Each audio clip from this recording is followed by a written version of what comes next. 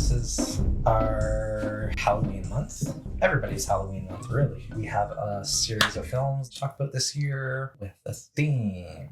Yes, they're loosely grouped around the idea of camp in horror. And by camp in horror, we don't mean like Friday the 13th. We don't mean like summer camps. Horror at camps. Do you want to describe camp?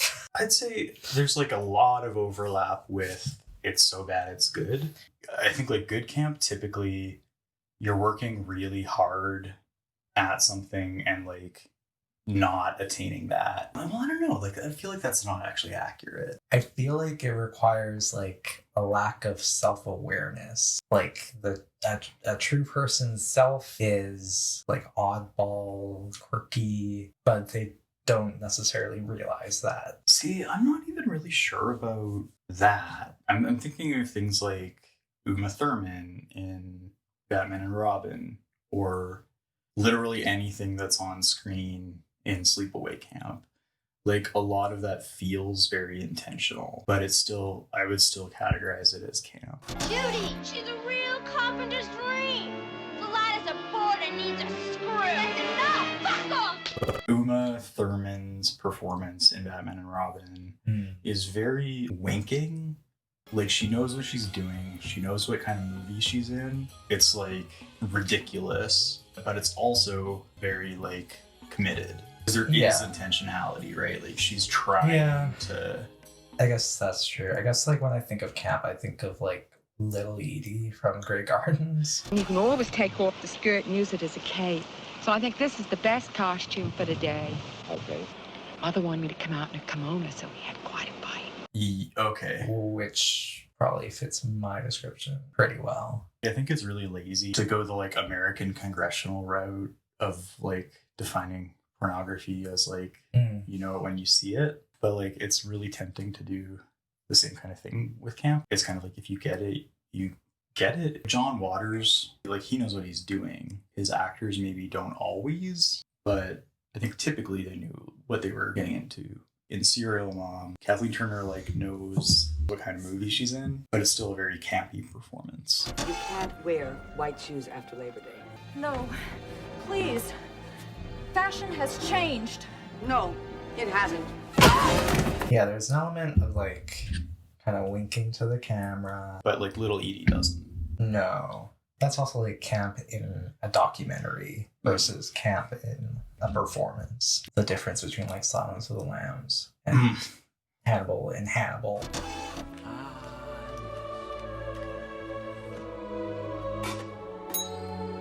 There's an embracing of the ridiculous in his performance. Yeah. Even though I would argue it's present in both. Yeah. Yes. But yeah, I'd say that that's pretty instructive. Is that like Hannibal is camp in a way that Silence of the Lambs isn't?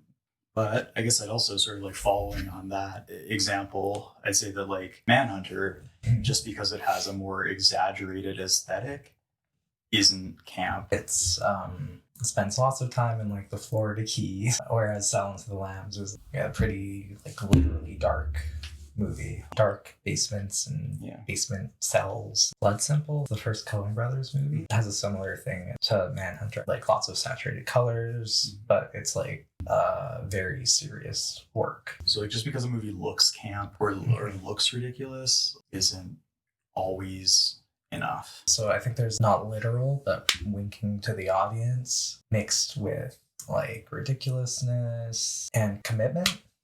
Camp can sometimes be intentional. Sometimes when people go for that, they miss the mark, and that's not good. Yeah, if you try for camp and fail, then like that is the recipe for like weapons grade cringe. Now that Tommy Wiseau kind of like gets the reception of the room and has kind of like leaned into it, it's easy for that to curdle. Something like Sharknado, right? It's gotten to the point where it's like, what Dancing with the Stars reject can we have on to make a cameo? So yeah, it can be intentional, but there are also some examples where it happens unintentionally.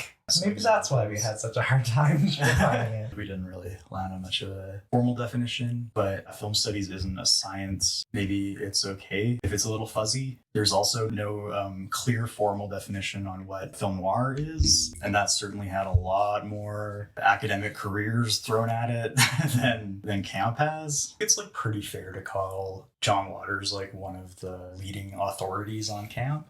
That's fair. Maybe we'll just like find a quote from him. I think his definition of camp is that it's camp. Inherently ridiculous subject matter treated The tragically very ludicrous? seriously. The ludicrously tragic? I think that covers a lot of it. And I think that explains why camp movie classics tend to cluster around certain genres that have a lot of inherently ridiculous subject matter. Like melodramas are all about that kind of like over the top, like she gets in a car crash and her whole face is changed.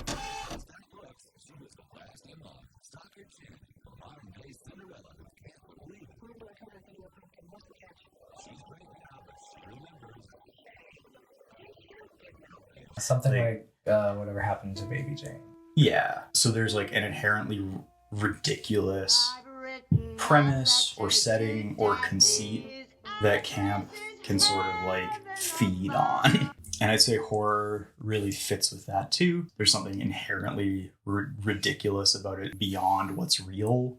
I'd say that's one of the things that separates horror from just like a suspense movie or a thriller. There needs to be something uncanny. More supernatural horror obviously involves a fair amount of suspension of disbelief. Horror movies also tend to be lower budget and trying to present things that can be quite difficult to represent well on film. So like there's a fairly high degree of risk. They'll look not very convincing, and there's some fun to be had with that quite often. But just because like an effect hasn't aged well, like that doesn't get you there. Particularly younger people, particularly people who weren't raised with any kind of religion, look at things like The Exorcist as being camp. And I think like there's a conversation to be had about why I'm as guilty as anyone, because like I will often reference Regan just like spouting off like really nasty shit with her like what is it? Bazoobu? Pazuzu. With her like Pazuzu voice. I think like that's a really contentious example, right? Some people take that movie so seriously. Yeah, and it's frightening in a very real way for some people. I feel like I'm like so numb to a lot of horror at this point, but like I remember being very affected by The Exorcist when watching it for the first time. I think maybe importantly, you didn't watch it first until you were a little older because you're a baby. I know some people kind of like get their back up if other people laugh at something that they have like kind of invested in or put stock in. And I totally get that. I think like it's totally possible to try to engage with camp in bad faith if you're just trying to like take the piss out of a movie so you're not scared. You like risk kind of ruining it for everybody. It's like in Scream when they're watching like Halloween and they're all just like laughing, being like, "Don't go in that door." It's just like you don't give the movie a fair chance to actually be scary. I don't want to go into a movie feeling like my enjoyment is going to like detract from its value. I would go into a movie hoping that it gives me what it is trying to give. One of like our favorite movies is Sleepaway Camp. I packed you and your cousin some goodies for the ride up to camp. Wasn't that nice of me? Any chips? Why, of course. I believe there's a whole bag. Why, I'm almost sure of it. A very interesting movie. To me, it kind of skirts the line of like how much of this is like intended to be a legitimate horror movie, how much of this is intended to be ridiculous. Oh my God! Somebody help the people there! Get them out of the boat, please! My assumption has always been like it just feels like they know what they're doing. I think it's a movie which is really trying to be outrageous, but there's choices where like everybody's shorts are too tight. I think some of that might just be like the authentic fashion norms of the time. Like we just watched The Burning, right? And they're wearing. You feel like it's beyond that? Yeah. And I just like maybe didn't notice that. Camp and horror have a very long history of kind of like overlapping and intersecting. Can you think of like a Universal monster movie with that? I think like it's been so long that we've kind of come back around to appreciating them as art, but I'm sure there was probably a really lengthy time when they were looked at as just kind of like, oh, those stupid movies. I can't believe we were ever scared of that. Bride of Frankenstein was like definitely made as a satire basically of Frankenstein. And itself. Likewise, The Invisible Man definitely like flirts with camp.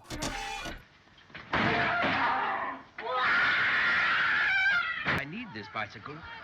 In what is a like very masterful performance, I'd say, by Claude Rains, who just like gets it and knows how to like walk that tightrope. That's a big thing with camp, is that like it looks so much easier than it is, especially to pull it off well enough that you're elevating it into being its own art form. I would say that's like very not easy to do. And I think that's one of the things that we like so much about things like Sleepaway Camp, is that like completely demented, like where did this come from? Strangeness is in like basically every frame. It's so saturated. It's something like The Happening is kind of like nominally a horror movie. There's a fair amount of gore and like looming threat, but it's also a movie where I am also just as confused about like, is this intentional? What? Like everything is turned up to like such an extreme level that I'm like, it has to be, but like who would be making these choices? I don't